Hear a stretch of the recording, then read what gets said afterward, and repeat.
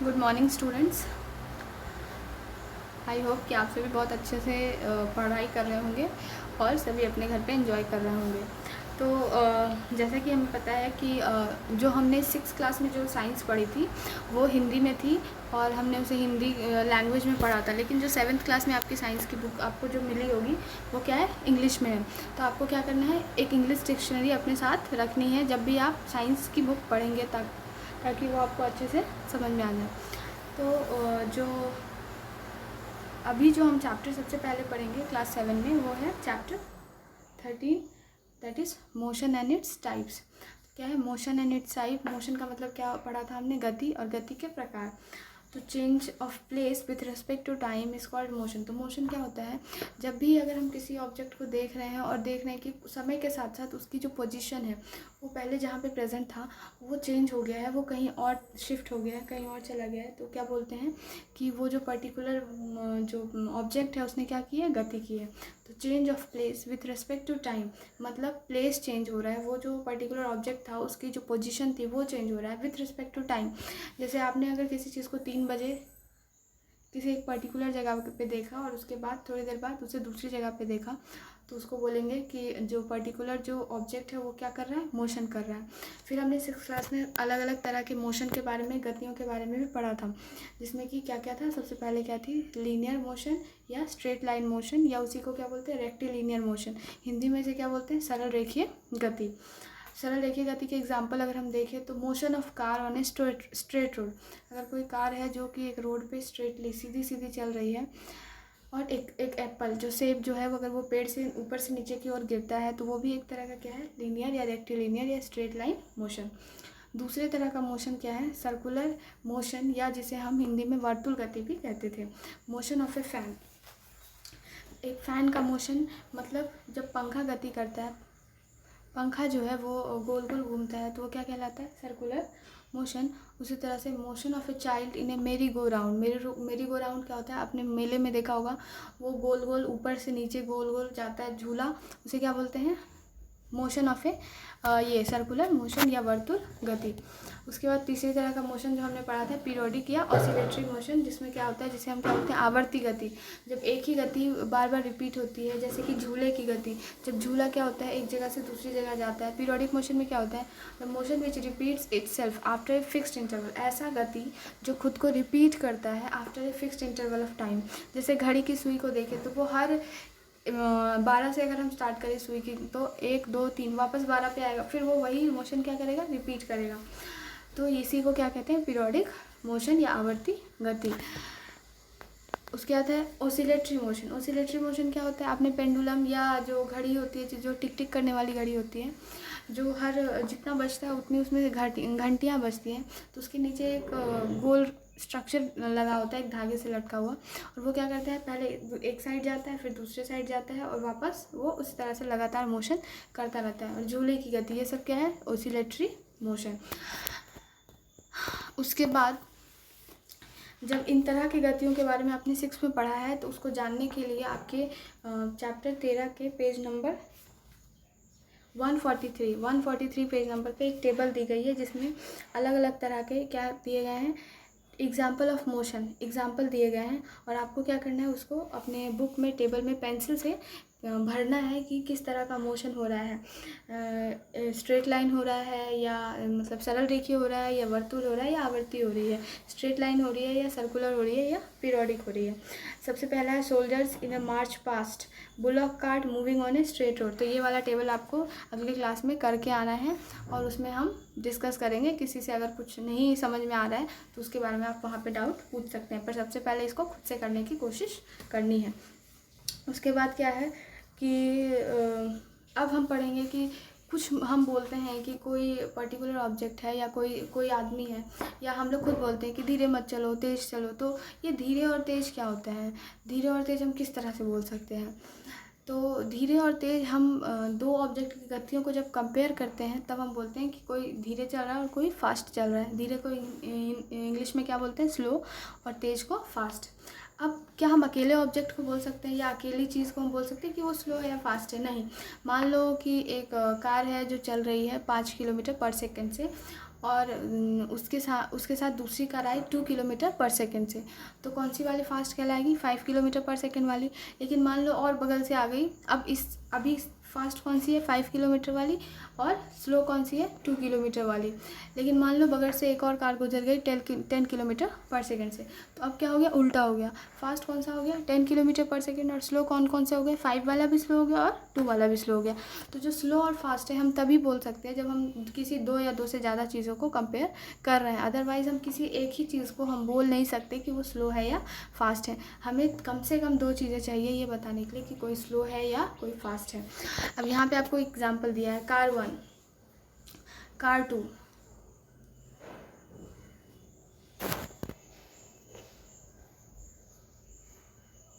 यहाँ पे भी 2 कारों को कंपेयर करके बताया जा रहा है कि कौन फास्ट मूव कर रहा है और कौन स्लो मूव कर रहा है। तो फास्ट मूव करना, स्लो मूव करना हम अकेले नहीं बता सकते कि कोई तेज़ चल रहा है या कोई स्लो चल रहा है। इसके लिए आपको क्या किया गया है? इसके लिए हमने एक नया टर्म खोजा, नई चीज़ खोजी जिसकी हेल्प से हमें अकेले बता सके कि कौन कितनी देर में कितना डिस्टेंस या कितनी दूरी तय कर रहा है। तो इसके लिए एक नया टर्म दिया गया, उसका नाम है स्पीड। ठीक, तो अभी से आपको क्या करना है? इंग्लिश में पढ़ने की कोशिश करनी है, इंग्लिश में समझने की कोशिश करनी है, ताकि आप एग्ज़ाम में अच्छे से लिख पाएँ। तो स्लो और फास्ट जो है वो उतनी क्लियर चीज़ नहीं है जिससे हमें ये समझ में आ जाए कि कोई ऑब्जेक्ट, कौन सा ऑब्जेक्ट ज़्यादा जल्दी चल रहा है या ज़्यादा कम टाइम में ज़्यादा दूरी तय कर रहा है। तो एक नया टर्म आता है जिसको बोलते हैं स्पीड। स्पीड क्या होती है? अब मान लो 2 गाड़ियों को हमें कंपेयर करना है कि कौन अच्छी गाड़ियाँ हैं, तो हम क्या करेंगे कि उनका क्या निकालेंगे? सबसे पहले तो ये निकालेंगे कि उन्होंने कब चलना शुरू किया था और कब चलना ख़त्म किया, मतलब वो कितनी देर के लिए चले। और दूसरा ये निकालेंगे कि जितनी देर वो चले उतनी देर में उन्होंने कितनी दूरी तय की।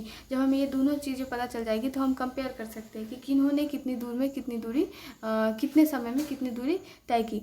तो स्पीड जो होता है वो एक तरह की क्वांटिटी है, एक तरह का मात्रा है जो कि ये बताता है कि कोई पर्टिकुलर ऑब्जेक्ट जब मोशन कर रहा है तो वो कितने टाइम में कितनी दूरी कवर कर रहा है। इसीलिए इसका डेफिनेशन भी हम क्या बोलते हैं? The ratio of distance. जो डिस्टेंस है, दूरी, रेशियो का मतलब क्या होता है? जैसे आपने मैथ्स में पढ़ा होगा A/B, A रेशियो B, तो वैसे यहाँ पे क्या करें? Ratio of distance covered by an object and time taken in it. मान लो कि जो डिस्टेंस कवर्ड किया गया 5 किलोमीटर चला, तो उसमें उस 5 किलोमीटर चलने में उसे कितना समय लगा? जब हम उन दोनों को डिवाइड कर देते हैं तो वो जो पर्टिकुलर चीज़ आपको मिलती है, जो भी आपको मिलेगा वो क्या कहलाएगा? स्पीड। इसीलिए simply distance by time is called speed. तो स्पीड को अगर हम क्वेश्चन सॉल्व करने के लिए अगर हम यूज़ करेंगे तो उसका फॉर्मूला क्या होगा? Total distance by total time. और डिस्टेंस को हम एक वर्ड में किस तरह से शो करते हैं? इज इक्वल डिस्टेंस को क्या स्पीड को क्या बोलते हैं? एस। डिस्टेंस को क्या बोलते हैं? सभी चीज़ें स्मॉल में है यहाँ पे, small s is equal to small d, मतलब डिस्टेंस बाई स्मॉल टी मतलब टाइम टेकन। तो स्पीड का जो फॉर्मूला हो गया, स्पीड जो आपको निकालना है, अगर कोई आपको बोले कि कोई एक गाड़ी है, चलो सब लोग अभी अपनी कॉपी निकालेंगे और सॉल्व करेंगे।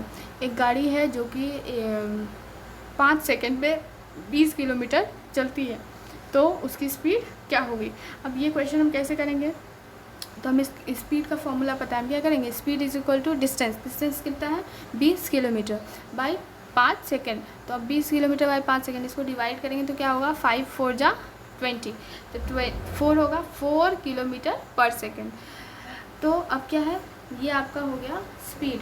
स्पीड को क्या होता है? किसी भी चीज़ को हम जब हम क्वांटिटी या मात्रा होती है तो उसको हम क्या करते हैं? एक इकाई से दर्शाते हैं। जैसे अगर आपको आयतन नापना है या वॉल्यूम नापना है तो आप क्या करते हैं? दूध, अगर कहीं से दूध लेके आना है तो दूध के अगर हम बोलेंगे कि 1 लेके आ जाओ, तो 1 क्या लेके आना है? सिंपल अगर हम बोल रहे हैं कि 1 दूध लेके आओ तो कोई समझ नहीं पाएगा कि 1 क्विंटल लेके आना है या 1 लीटर लेके आना है या 100 मिलीलीटर लेके आना। तो क्या होता है कि फिज़िक्स में या भौतिकी में या साइंस में जब हम पढ़ते हैं तो कोई भी तरह की मात्रा के पीछे इकाई लगाना ज़रूरी होता है। जैसे चावल, क्या हम चावल बोल सकते हैं 1 चावल लेके आ जाओ? नहीं, चावल को हमें अगर हमें नाप के और उसे ये लेना है तो हमें क्या करना पड़ेगा कि हमें बोलना पड़ेगा 1 केजी या 100 केजी चावल लेके आओ। अगर हम केजी नहीं बोलेंगे तो उसका मतलब हमें समझ में नहीं आएगा। उसी तरह से स्पीड की अगर हम इकाई की बात करें यहाँ पे बेसिक और एसआई यूनिट, एसआई यूनिट के बारे में हमने जाना था। एसआई का मतलब क्या होता है, स्टैंडर्ड इंटरनेशनल यूनिट,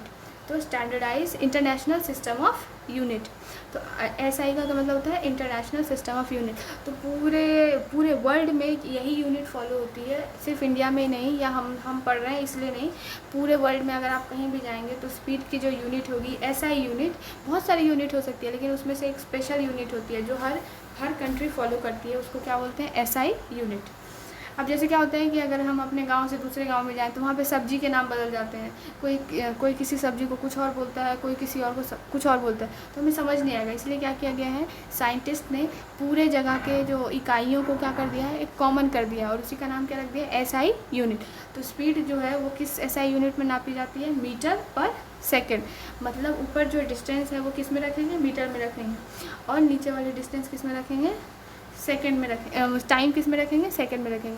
आप किसी में भी रख सकते हैं, लेकिन अगर आपको क्वेश्चन सॉल्व करने दिया जाएगा और अगर कुछ भी नहीं बोला जाएगा, अगर मैं बोल दूं कि अगर आपको एक गाड़ी की स्पीड निकालनी है किलोमीटर पर सेकंड में, अब इसमें बोल दिया कि किलोमीटर पर सेकंड में निकालना है तो आपको किलोमीटर पर सेकंड में निकालना है। लेकिन अगर आपको कुछ नहीं बोला गया, आपको बोला गया कि एक गाड़ी है जो 20 किलोमीटर चलती है 5 सेकंड में, तो आपको उसकी स्पीड निकालनी है। जब आपको कुछ भी नहीं बोला जाए कि जो स्पीड की यूनिट है वो किस में निकालनी है, तो आपको किस में निकालनी है, आपको पता है कि एसआई यूनिट या इंटरनेशनल यूनिट कौन सी होती है, मीटर पर सेकंड होती है। तो आपको बदल के क्या करना है, किलोमीटर को किस में लाना है, मीटर में लाना है, और उससे उसकी यूनिट निकालनी है। अब हायर यूनिट एक होते, एसआई यूनिट तो क्या हो गई, स्टैंडर्ड यूनिट हो गई मीटर पर सेकेंड। इसके अलावा जो हम यूनिट यूज़ करते हैं जिसको हम हायर यूनिट बोलते हैं, वो क्या होती है, किलोमीटर पर आवर। मतलब वहाँ पे डिस्टेंस किस में लिया गया है, किलोमीटर में लिया गया, और समय किस में लिया गया, आवर मतलब घंटे में लिया गया। तो जो स्टैंडर्ड यूनिट है वो क्या है, मीटर पर सेकेंड, लेकिन और दूसरी यूनिट जो हम यूज़ करते हैं वो क्या है, किलोमीटर पर आवर। जब तक आपको बोला नहीं जाए तो आपको आंसर किस में निकालना है, जब भी आपको क्वेश्चन आता है तो मीटर पर सेकंड में। लेकिन अगर किसी ने बोल दिया कि फाइंड आउट द स्पीड या स्पीड निकालो किलोमीटर पर आवर में, तो आपको फिर किस में निकालना, किलोमीटर पर आवर में। लेकिन अगर कुछ नहीं बोला, लिखा कि find out the speed of A car जिसकी डिस्टेंस है 20 किलोमीटर और जिसका टाइम है 10 सेकेंड, तो आपको क्या करना है, चूँकि ऊपर वाला 20 किलोमीटर को हमें किस में बदलना पड़ेगा, मीटर में, और तब आंसर हम निकालेंगे। उसके बाद अगला क्या है, अगला जो टॉपिक है वो एक है uniform motion and non uniform motion. एक तो हमने एक गति पढ़ा कि तरह तरह की गतियाँ होती हैं, स्ट्रेट लाइन मोशन होता है, सरल रेखीय गति, वर्तुल गति, आवर्ती गति। इसके अलावा मोशन और 2 कैटेगरी में हम बांट सकते हैं, क्या बोलते हैं, स्ट्रेट लाइन मोशन क्या होता है। जब स्ट्रेट लाइन मोशन को हम 2 तरह में बांट सकते हैं, यूनिफॉर्म एंड नॉन यूनिफॉर्म। जब एक ऑब्जेक्ट जो होता है वो एक स्ट्रेट पाथवे में कांस्टेंट स्पीड के साथ चलता रहता है तो उसे क्या बोलते हैं, यूनिफॉर्म मोशन।